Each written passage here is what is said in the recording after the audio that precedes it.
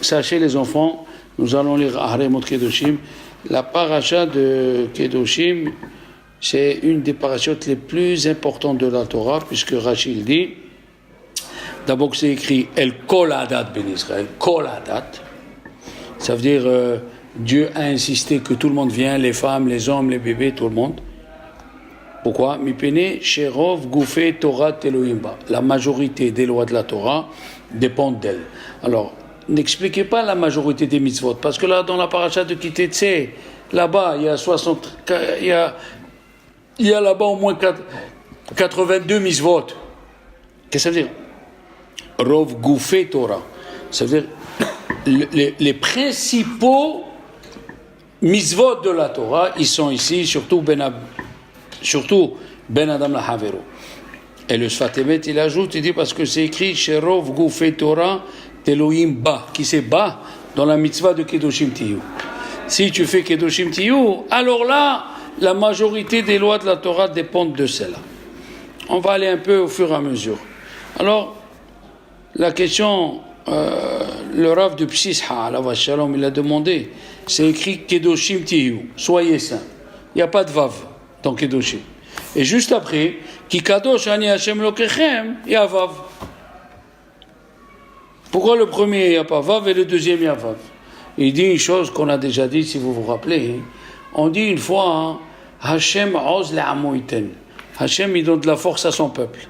Et on lit tous les matins dans Oudou, Tenu Oz l'Elohim, donner la force à Dieu. Alors c'est quoi cette histoire? Qui c'est qui donne la force à qui?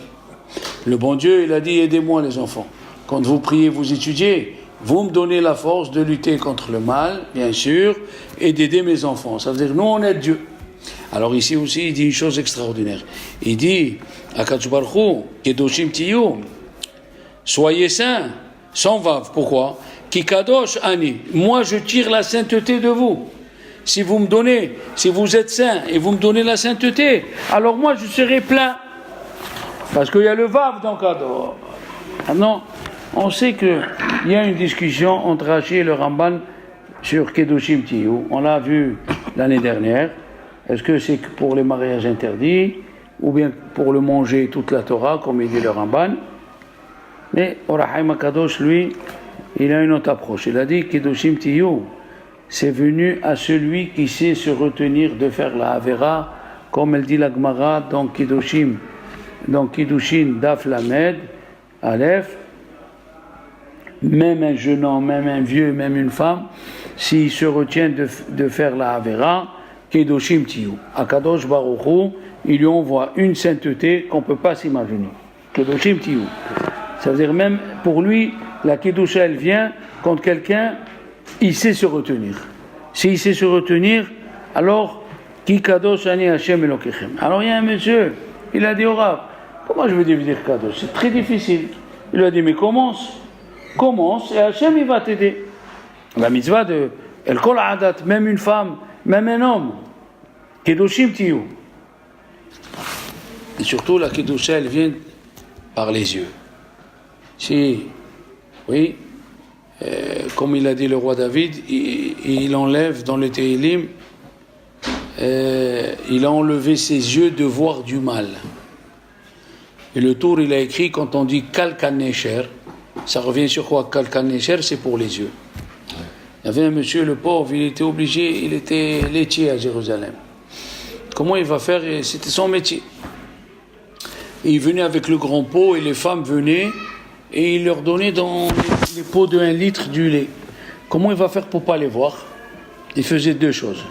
Une chose, il lisait beaucoup de Tehillim avant d'aller vendre son lait, pour pas que Dieu le fasse trébucher sur les yeux. La deuxième, il prenait sa casquette. Tous les matins, il la trempait dans le jus du hareng avec le... Vous savez quelle odeur il a? Alors quand il approchait, les femmes ils s'éloignaient, comme ça, il baissait la casquette, comme ça, personne ne voyait pas. Donc nous voyons d'ici une chose extraordinaire. Comment les gens ils faisaient des efforts pour avoir de la Kedusha. Vous savez que Rav Yosef et Rav Sheshat, la Gemara elle dit, ils étaient aveugles. Rav Yosef et Rav Sheshat. Pourquoi ils étaient aveugles? Il dit à Rizal, parce que les deux, quand il est mort Rav chacun a voulu prendre une middat tova de Rav. Et eux, ils ont voulu prendre sur eux de ne pas voir au dehors de Arba Amot. De ne pas voir au dehors de Arba Amot. Qu'est-ce qui s'est passé?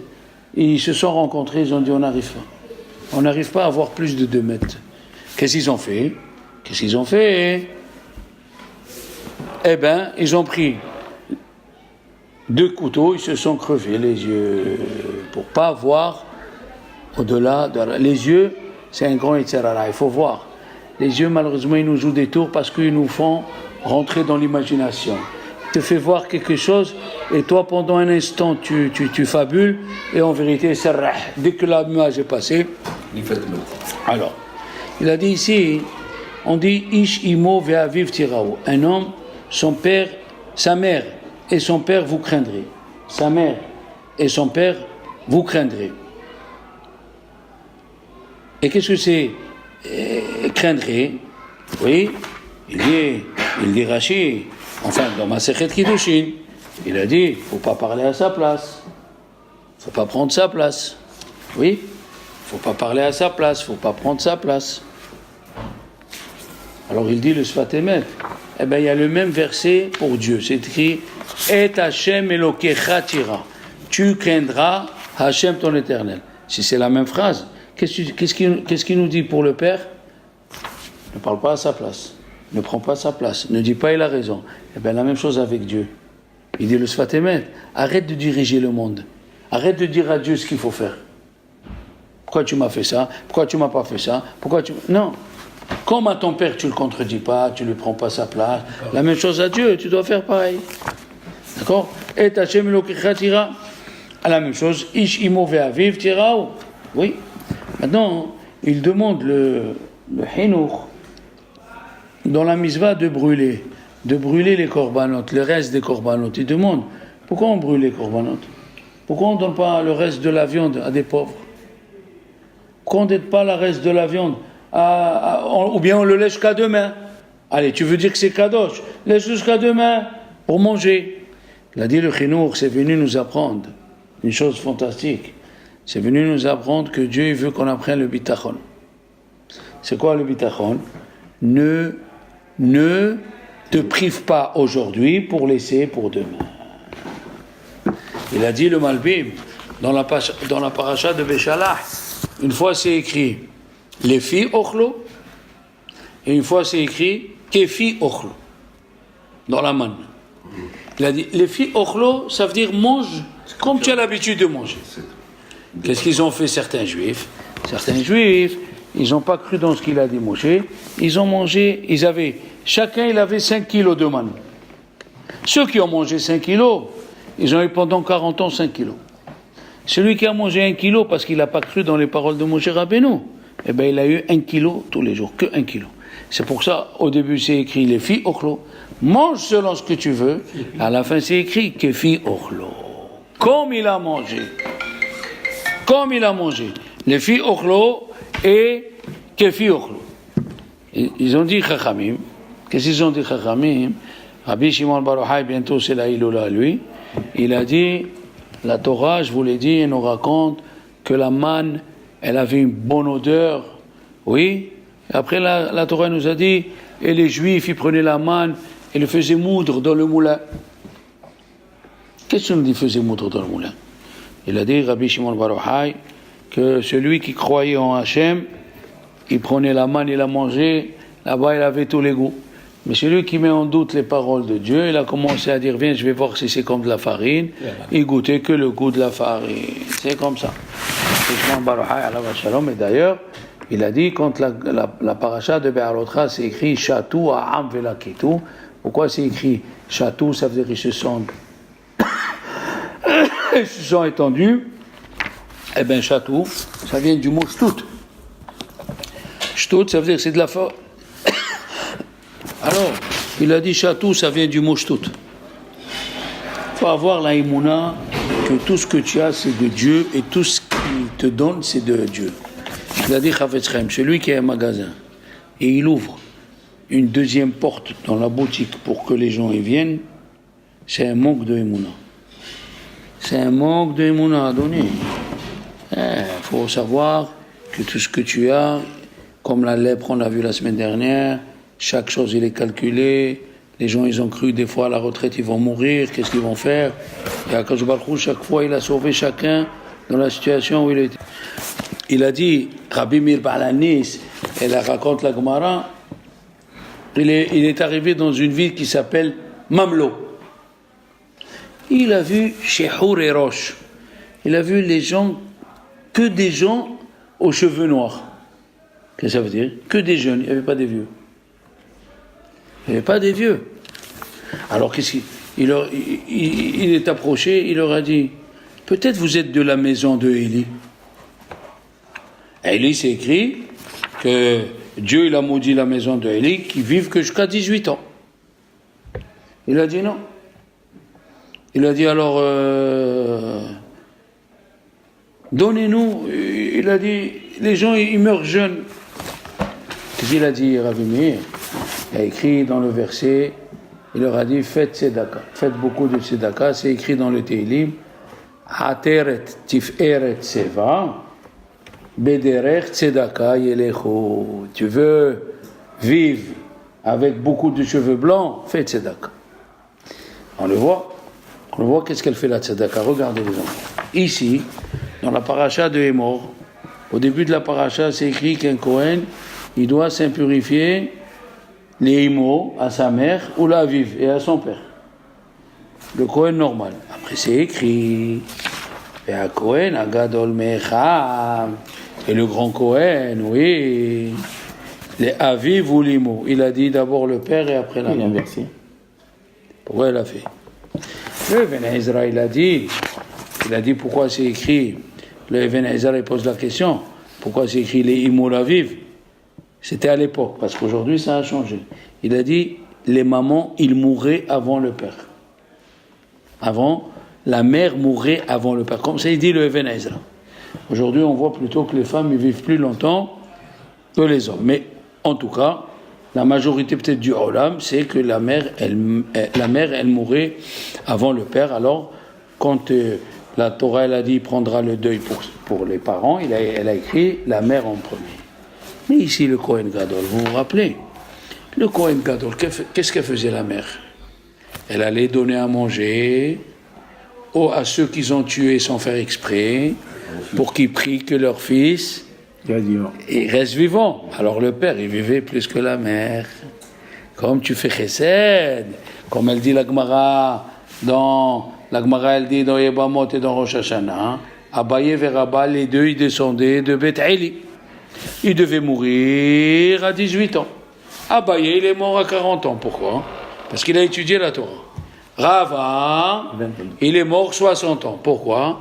Torah ou Gmilut Hasadim. Quand tu rends service aux autres, tu as la longue vie.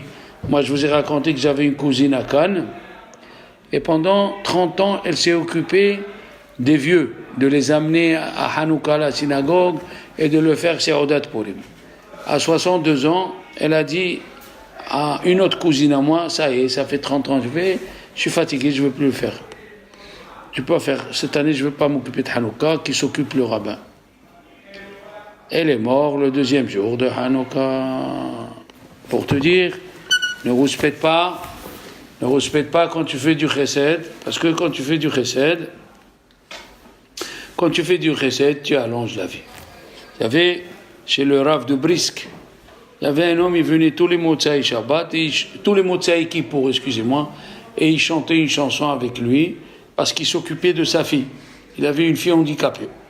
Il s'occupait de la fille. Et chaque année, il venait. Une année, il est venu 2 mois avant Kippour, elle est morte la fille. Il a dansé avec lui le Rav, il lui a dit au revoir. Il lui a dit au revoir, et qu'est-ce qui s'est passé? 1 mois après, il est mort le père. Alors maintenant, qui c'est qui a donné la vie à l'autre? C'est la fille qui a donné la vie au père. Lui, il croyait que c'est lui qui s'occupe de sa fille. C'est la fille qui lui donnait la vie. Comme c'est écrit dans Route, elle est partie ramasser le blé, elle a dit, l'homme avec qui j'ai fait. L'homme avec qui tu as fait? C'est lui qui t'a donné le blé. Il dit, le Midrash Rout, plus grand est ce qui fait le pauvre en lui donnant la mitzvah de faire que le riche qui lui donne l'argent. Alors, aussi, les enfants, je vous avais dit que Hachem, il nous juge deux fois. Une fois, il nous juge individuellement, et une fois, il nous juge collectivement. Pourquoi ? Parce que la première fois, c'est sûr que tu ne vas pas réussir. Comment tu vas te justifier devant Dieu ? Et collectivement, qu'est-ce que c'est ? Si tu rends service à la synagogue, tu rends service aux gens, je te laisse vivant. Ah, vous voyez ? Malgré tout ce que tu fais, tu rends service, alors moi aussi je te garde. C'est ça ce qui est extraordinaire. Qu'est-ce qu'elle raconte la Gemara ? Que Ménaché, les anges ils ont dit à Dieu, laisse-nous, on va le tuer. Laisse-nous, il fait Avodah Zara. C'est quoi ça ? Il a mis des idoles partout, il a mis rien. Laisse-nous, on va le... Il a dit, regardez ce qu'il y a à côté de lui. Il a ouvert une maison et il donnait à manger à tous ceux qui voulaient rentrer. Hachem devait détruire le Beth Amikdash. Pendant 52 ans, il ne l'a pas détruit tant qu'il donnait à manger aux pauvres. Oui, monsieur. Tant qu'il donnait à manger aux pauvres, 52 ans. Voilà le Hesed. Tu sers aux autres. Eh bien, je ne peux pas te prendre. Je ne peux rien te faire. Tant que tu rends service aux autres. Alors nous, on croit que si on se dérange le soir, il nous enlève notre quiétude. Il t'ajoute de la vie, mon fils. À quel âge il a quitté Moshe Rabbeinu? À quel âge il a quitté Moshe Rabbeinu? Paro, quand il était petit, quand 40, il a tué. 40 ans. Il y a qui disent 13 ans, ouais. Il y a qui disent 20 ans. Après, quand il est revenu, 85 ans, ça fait combien de temps? Si on prend 20 ans, alors là, 65. À 80, non, 80 il est venu, ça fait 60 ans. Dis-moi, c'était le plus grand des prophètes. C'était l'histoire, il nous a enseigné Moshe Rabbeinu toute la Torah. Pendant 40 ans, qu'est-ce qu'il a fait?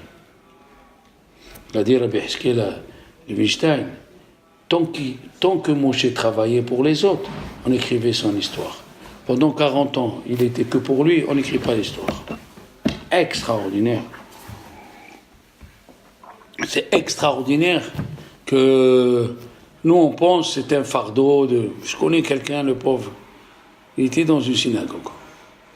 Et il faisait le shamash. Et arrivé à un certain âge, il m'a dit, Rav Shalom, moi je peux pas, je veux plus le faire. J'ai dit, écoute, Dieu il t'a mis là, je sais pas pourquoi, continue.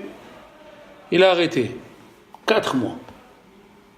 5e mois, il a fait un accident, il est paralysé. Eh oui monsieur, des fois on te dit, fais ça. Ah, il faut que j'achète, il faut que je ramasse les livres de la synagogue, il faut que j'amène à cette dame qui ne peut pas sortir, je lui amène le panier de Shabbat. C'est embêtant. Ah, il faut que j'aille jusqu'en ville pour amener le chèque à celui-là. C'est embêtant. Non, monsieur. Chaque fois que tu fais chesed, chaque fois que tu rends service aux autres et tu sers les autres, il te donne la santé. Il y avait une femme, que Dieu nous en préserve, elle a perdu sa fille et son beau-fils dans un accident à Bnei Brak. Il est resté 7 enfants. Elle est venue chez Rav Shach.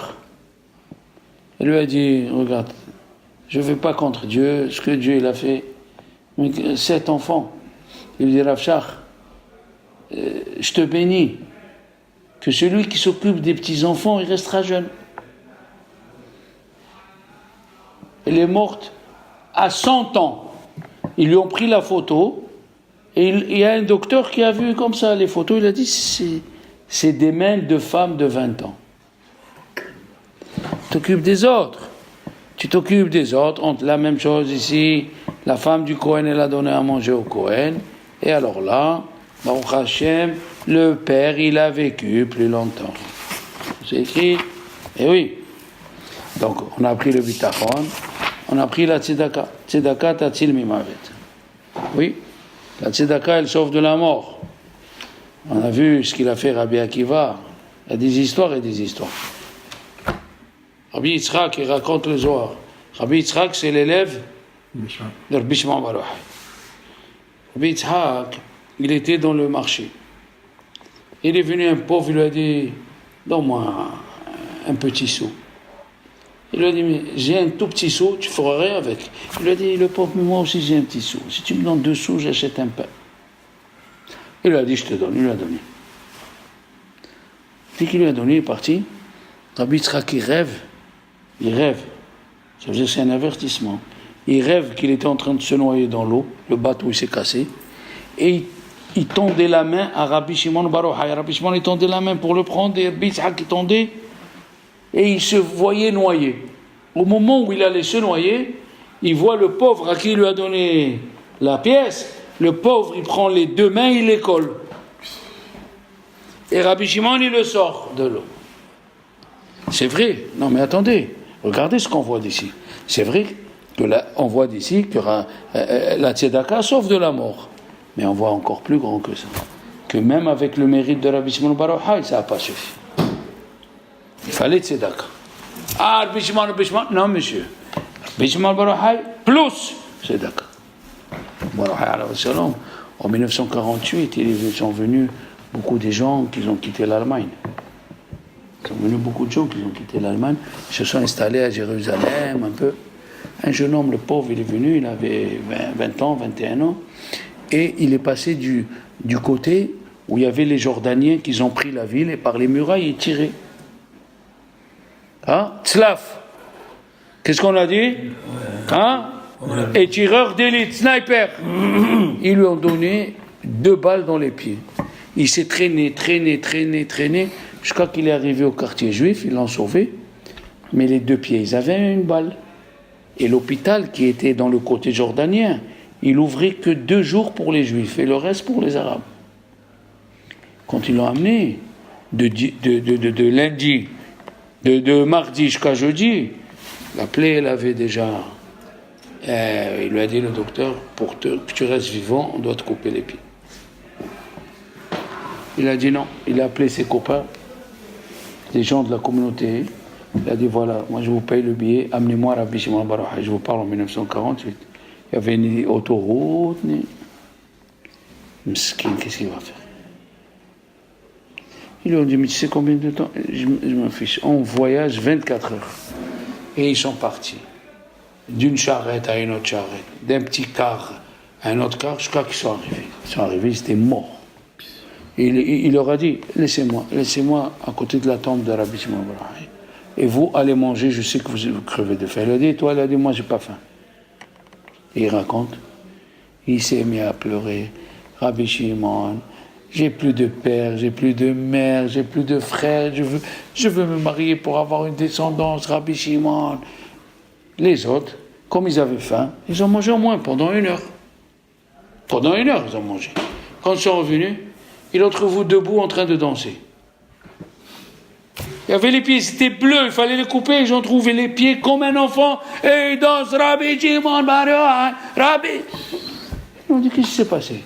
Il a dit, j'ai pleuré. Il est rentré un vieux, il m'a dit, oh, arrête de pleurer, viens ici, lève-toi. Il lui a dit, quoi? Il lui a dit, je t'ai dit, lève-toi. Il m'a levé, et il est parti. Et je sens Rabbi Shimon. Rabbi Shimon bar Yochai, la force qu'il avait. On raconte, il est sorti avec son fils, il a vu comme si c'était noir. Il a dit, il y a un gzéra, et il voit un ange. Il lui a dit, qu'est-ce que tu fais là? Il lui a dit, Dieu, il m'a dit, c'est écrit dans la paracha, Ve'Avram hayuhi. Ihi, ça fait 30, il n'y a pas 30 sadikim, je dois détruire le monde. Il lui a dit, Dieu, tu sais quoi? Tu retournes chez Dieu, tu lui dis, moi je veux pas. Ah bon? Il lui a dit, si tu vas pas, je fais une xéra sur toi, tu n'existes plus. Il est parti, l'ange. L'ange, il a dit à Dieu, Hachem, il n'a pas dit ce qu'il lui a dit de dire. Il a dit, Rabbi Shimon, on ne veut pas. Il dit, je t'ai dit d'aller faire ta mission, il faut détruire le monde, ça y est. Il est revenu, l'ange, il lui a dit, écoute, il lui a dit, il n'y a pas d'écoute, écoute-moi bien ce que je vais te dire. Tu vas chez Dieu, tu lui dis, Rabbi Shimon bar Yochai, il ne veut pas, et tu restes, tu ne viens plus. Hein. Il est monté, et il est sorti une voix, Ashrecha Rabbi Shimon bar Yochai, que tu enlèves les xérot. Ashrecha Rabbi Shimon bar Yochai. Qui était à côté de lui? Rabbi Hanina ben Dosa. Rabbi Hanina ben Dosa, quand il a vu ça, il est parti chez Rabbi Meir. À l'autre, il va dire, Rabbi Meir, tu sais ce qui s'est passé? Voilà et voilà. Il a dit, Tu sais qui c'est Rabbi Shimon Bar Yochai? Rabbi Shimon Bar Yochai, la force. Ouah! Rabbi Akiva, il a dit Rabbi Shimon Bar Yochai, le bon Dieu et moi, on connaît ta force. Il y avait un petit, il y a 50 ans, il y avait un petit, il était à la Ilola de Rabbi Shimon Bar Yochai, un monsieur, il n'a pas fait attention, il a écrasé le petit. Bleu, il est mort, ni cœur, ni rien. Et les parents, ils ont dit, il n'y a rien à faire. Il n'y a rien à faire, non, on ne part pas comme ça. Ils l'ont pris, ils l'ont mis dans la chambre de Rabbi Shimon Bar Yochai, ils ont fermé. Et toute la famille est en train de pleurer. Toute la famille, Hachem, Hachem. Rabbi Shimon Bar Yochai, rien qu'en pleurant, il y avait tout le monde. C'était le jour de l'Akba Omer. Il y avait 20 000 personnes. Ils ont ouvert la porte. Le petit, il était assis, il a dit, maman, je veux de l'eau. Tihya tametin.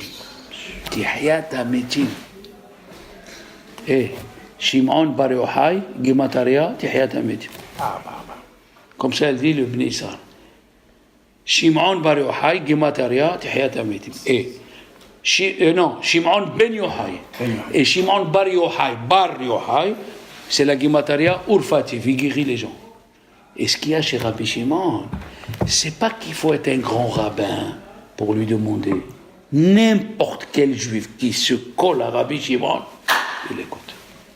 N'importe quel juif qui se colle à Rabbi Shimon Bar Yochai, à Arizal, il a dit à ses élèves, on va monter à Tzfat. Et quand ils sont montés à Tzfat, il y a un vieux, il lui a dit, parmi les élèves, il y avait un rav qui s'appelait Rabbi Abraham Beruchim, que lui, il jeûnait tous les jours, et chaque fois, dans la Hamida Minha, il disait Nahem, console-nous que le Beth Amikdash s'est détruit, parce qu'il jeûnait. Arizal, il est venu un vieux, il parlait avec lui, et le vieux, il lui a dit, Arizal, pourquoi celui-là, il me fait de la peine le jour de ma joie? Le jour de ma Iloula, il me fait de la peine. 3 mois après, ce monsieur-là, ce Rav, il a perdu un fils. Pourquoi? Là, on vient à une question qui pose le Hida. Le Hida, il pose une question fantastique.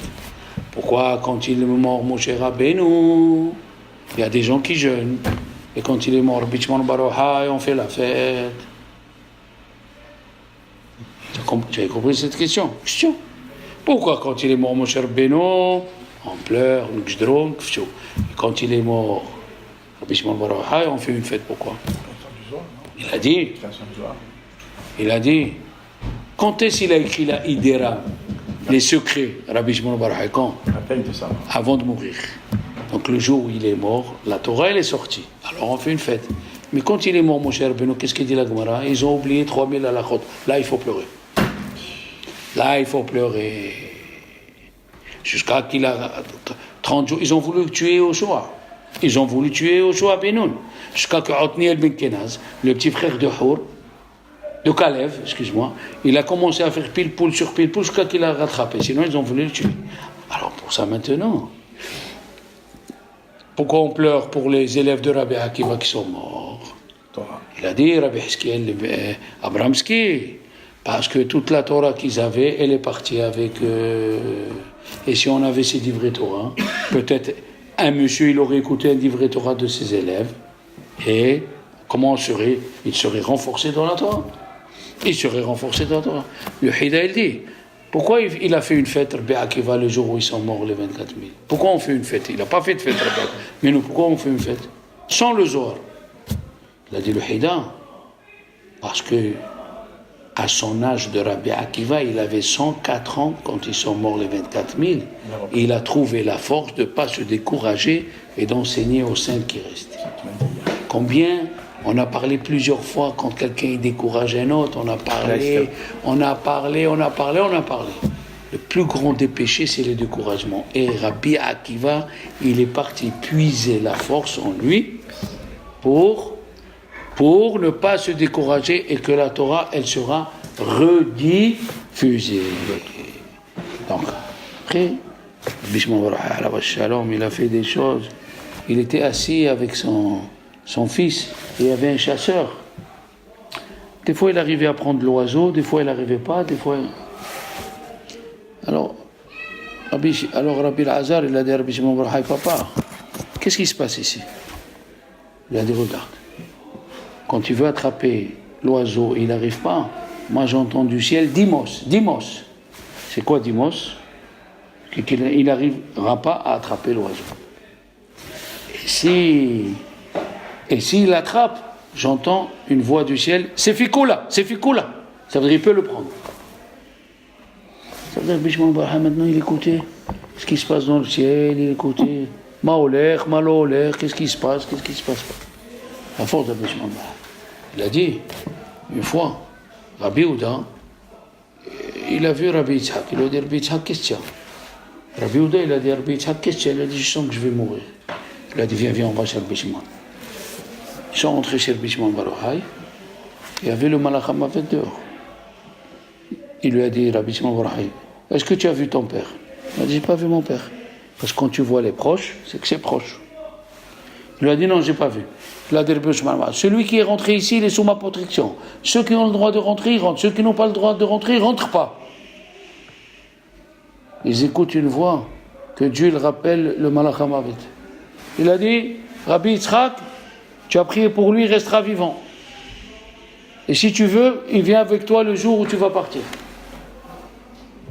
La force, les gens. Moi, je vous ai raconté, quand je me suis marié, pendant 1 an et demi, ma femme, elle a subi une opération grave. Pendant 1 an et demi, on n'avait pas d'enfant. Elle a fait tout. Les docteurs, jusqu'à que moi, comme j'étais jeune, je suis marié 21 ans, 22 ans, 23 ans et 24 ans. Je me disais, mais je vais rester avec cette femme, je suis obligé de rester 10 ans. Je vais supporter et je ne vais pas avoir d'enfant, mais qu'est-ce que je vais parler avec elle? Qu'est-ce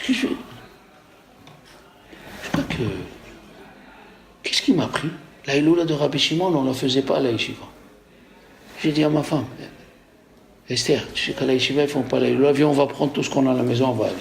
J'ai amené des cacahuètes, du chocolat, du Coca-Cola. Il a dit le gynécologue à ma femme, c'est un juif, vous êtes tombée enceinte le soir de la Iloula de Rabbi Shimon. Alors, j'ai appelé mon fils Shimon. Mais quand j'ai eu mon fils, mon père, il est venu, il m'a dit, il faut que tu me nommes. Oui. Comment je vais faire? Je vais faire de la honte à mon père. C'est honte. Hein? Non, mon père au Maroc. Il m'a dit, il faut que tu me nommes. Il a payé le billet pour venir. Alors j'ai dit, Rabbi Shimon, il ne sera pas d'accord que je fais honte à mon père. Alors j'ai appelé Avram Shimon. Ah bon, j'ai fait pendant 20 ans la yeshiva. Après, M. Rumi m'a dit, écoute, on s'associe, je fais la Iloula pour gagner de l'argent pour la yeshiva. Je lui ai dit, bien sûr. Donc c'est pour la yeshiva, il n'y a pas de problème. Rabbi Shimon Baruchai. Alors, il a dit, on a vu, il y a écrit, les ani vela guerre ta'azovotam ani Hashem elokechem. Vous le donnerez aux pauvres. Oui, et regardez ici, il y a quelque chose qui est intéressant. Les Chachamim me disent que cette paracha, elle ressemble à Matan Torah. Il y a les mêmes interdictions que Matan Torah. Et comme à Matan Torah, Dieu nous a donné à tout le monde, ici aussi, il y a écrit Kol Hadat Bene Israël. Alors regardez, c'est la première fois, et moi j'ai pas fait attention, c'est écrit Lotelech Rachil Be'amecha avec Yud, Amecha et la Yud. Juste après, il y a écrit Amecha sans Yud. On parle ici, Lotelech Rachil Be'amecha, c'est l'origine du Lachon Hara. C'est ne va pas colporter le mal. C'est quoi colporter? Tu racontes la vérité, dit Rachid. C'est pas Lachon Hara, c'est la médisance. Ici, tu racontes ce qui s'est passé et tu viens le raconter. Tu ajoutes pas, tu diminues pas. Même ça, tu parles. Je vais vous poser une question. Si tu racontes quelque chose à ton copain que tu as vu, ok? Et de ça, il est sorti du mal. Est-ce que tu es hayav ou pas? Et si tu dis oui ou non, il faut amener une preuve. Donc vous ne connaissez pas la preuve, moi je vais vous la dire. Parce que moi aussi je l'ai appris. Qu'est-ce qu'elle dit la Gemara?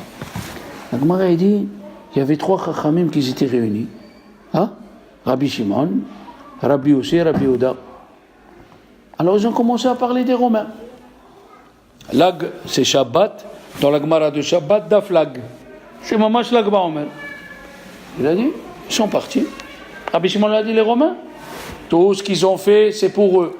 Les routes, c'est pour prélever les impôts. Les bains thermales, c'est pour qu'ils viennent, zama, style, je vais me laver et dormir avec les prostituées. Rabbi Oudal a dit, non. Rabbi Oudal a dit, les Romains, ils ont fait des routes. Et Rabbi Shimon, il lui a répondu. Rabbi aussi, il n'a pas parlé. D'accord? Maintenant, il dit la Gemara, Rabbi Ouda ben Gerim, il est parti raconter. Il dit, Rashi, il dit deux mots. Raconter à son père ou à ses élèves.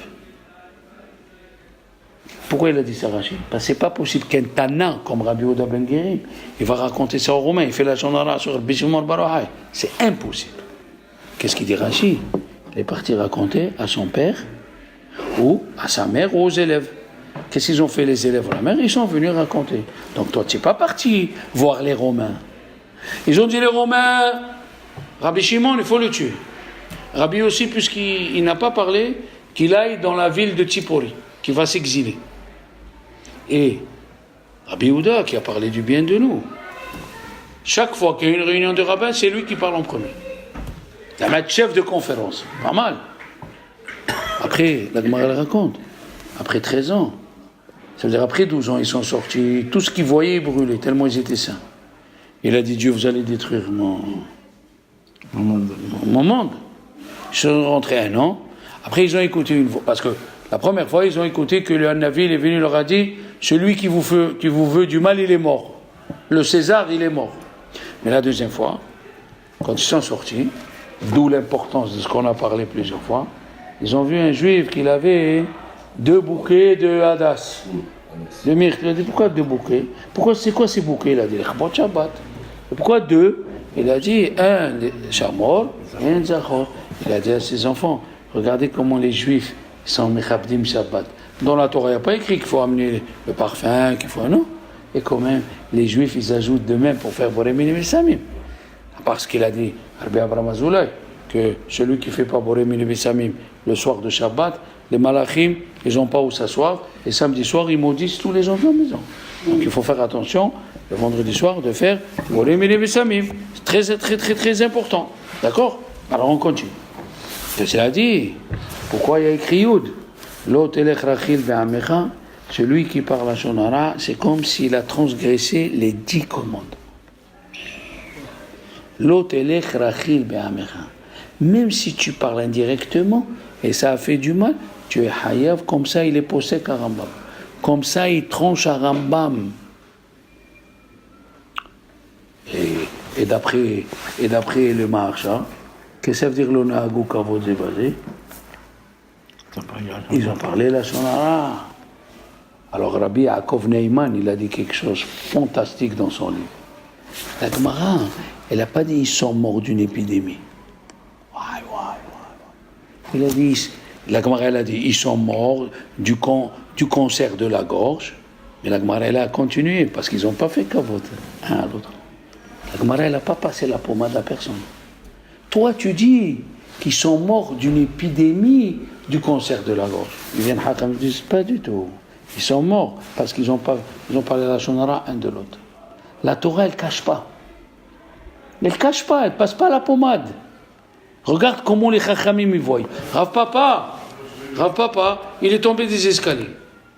Il est tombé. Ils sont venus, lui ont dit, cherche dans ses affaires, peut-être tu as fait quelque chose de pas bien. Il a dit, pourquoi vous me... Quelque chose de pas bien j'ai fait. Ils lui ont dit, peut-être tu n'as pas donné de tzedaka. Pourquoi ils lui ont dit ça? Il dit le grand devine. Pourquoi ils lui ont pas dit, tu fais le Shabbat? Parce que dans les Pesukim de Pato Ahtiftah, ouvre ta main, les Te'amim, c'est Darga Tevir. C'est quoi Darga Tevir en araméen? L'escalier s'est cassé. Et lui, 30 jours avant, qu'est-ce qu'il a dit? Qu'un pauvre qui vient dans la ville, qui passe pas 30 jours, on lui donne pas de quoi manger. Ça veut dire qu'on lui donne pas le tamhouy. On lui donne pas du manger qu'on donne aux pauvres. Il n'y a pas, il est arrivé, il a glissé. Non, les Hachamim, quand ils voient d'une autre façon. C'est Mina Shamaï. faut pas chercher les... Ah, tu sais, j'étais là, j'ai attrapé froid. Ah, tu sais, j'étais là, j'ai glissé. Hein, d'avoir cassé. La Gemara, elle raconte dans Brachot, Rabba Baravuna, je crois, il a eu les tonneaux de vin qui ont tourné. Ils sont venus, lui ont dit, cherche peut-être, il a dit, vous me soupçonnez à moi. Il a dit, qu'est-ce qu'on... Alors, ils lui ont dit, et Dieu, on va le soupçonner. Il a dit, dis-nous ce que tu as fait. Alors il a raconté, ils ont dit, ah voilà, quoi voilà. Il a dit, lui, le rave, son métayer, il lui vole les bois de la vigne. Alors lui aussi, les serments, lui aussi, il a pris. Il a dit, il m'a pris. Il a dit, alors, il t'a pris. Pourquoi toi? Tu dois prendre exemple des voleurs ou tu l'amènes au Bédine? Tu l'amènes pas au Bédine et tu fais comme lui.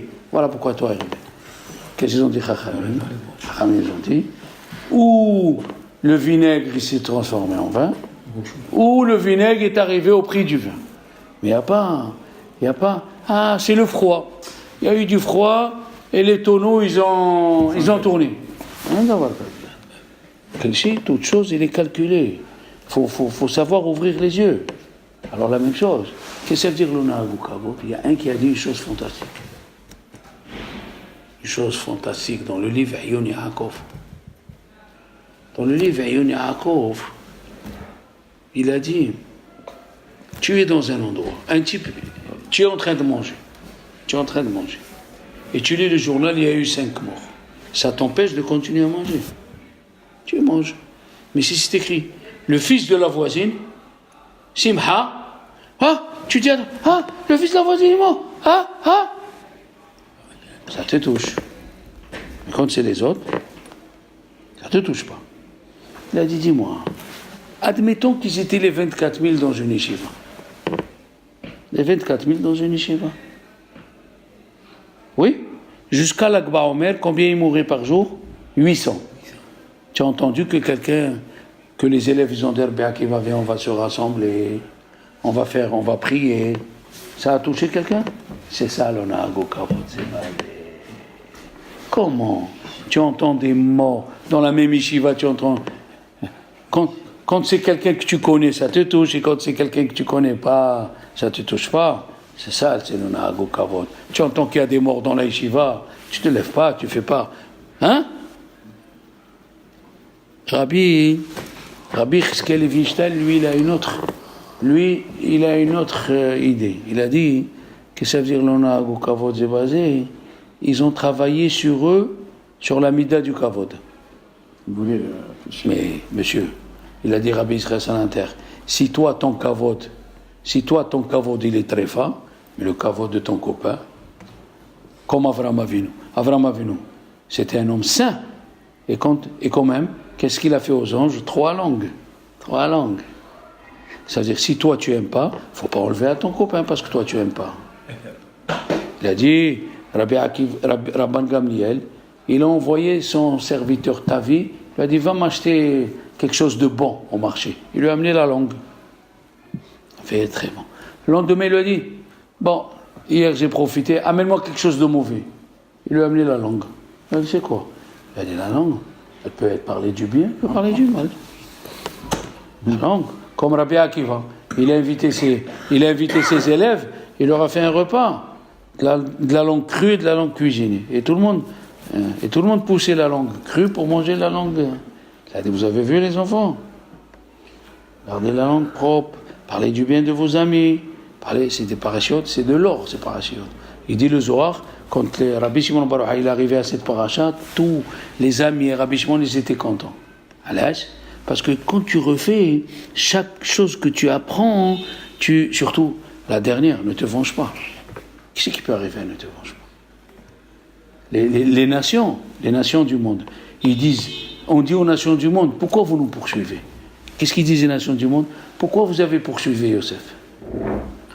Et Yosef, il répond, ils m'ont poursuivi. Est-ce que je me suis vengé? Il a dit non. Donc le Mashiach, il va venir, parce qu'on ne s'est pas vengé. Adam Arishon, dans Bereshit, c'est écrit. Il était en train de nommer les animaux. Après, il lui a dit, Dieu, nomme ta femme. Qui c'est qui lui a donné à manger le fruit? La femme. La femme, il lui a donné. Donc, la femme, elle a amené la mort. Quand il lui dit, nomme ta femme, comment il devait dire, pompe funèbre. Qu'est-ce qu'il a fait Adam Rishon? Il ne s'est pas vengé. Il a appelé sa femme Hava, le contraire, celle qui donne la vie. Il a dit, Dieu, tu n'étais pas vengé. Il lui a refait l'habit où il y avait les animaux. Parce que dès qu'il a mangé le fruit, les animaux, ils avaient emprise sur lui.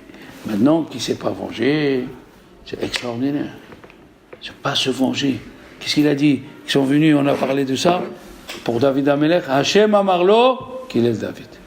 Hachem Amarlo, Dieu lui a dit dans la bouche, mon Dieu David. Chaque mot, alors à nous de nous renforcer, de relire chaque fois ces choses-là pour nous renforcer, de ne pas parler du mal, de ne pas se venger, de faire une kidusha, c'est pas facile, de chesed. Alors mes amis,